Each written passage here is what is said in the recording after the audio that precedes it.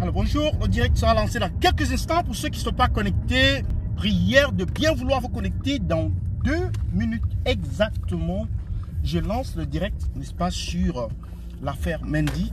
Cette affaire qui a éclaté en fin de semaine, c'est-à-dire hier plus précisément, lors de la première apparition, n'est-ce pas, de ce brillant footballeur africain au tribunal correctionnel ici à Manchester.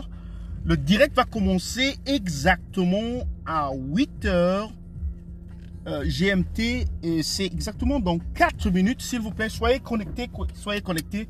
Je vais relancer le direct dans quelques instants, le temps de me munir, n'est-ce pas, d'un équipement tout à fait délicat et important pour ce direct-là.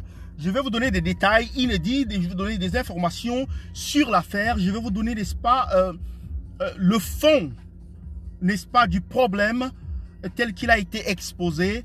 Et bien entendu, l'accusé est innocent, présumé innocent, jusqu'à ce qu'il soit reconnu coupable, n'est-ce pas, devant un tribunal, devant une juridiction compétente. Mais pour l'instant, ce sont des accusations, ce sont des allégations, comme on le dit en anglais, qui ont été faites contre ce brillant footballeur qui malheureusement est tombé dans cette nasse, est tombé dans ce piège, dans cette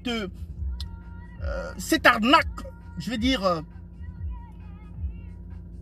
amoureuse, cette mafia amoureuse, ce spectacle que offre souvent, très souvent, la jeunesse féminine du côté de l'Occident.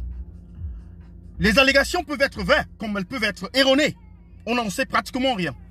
Mais je vais vous dire ce dont on l'accuse et pourquoi ces accusations ont été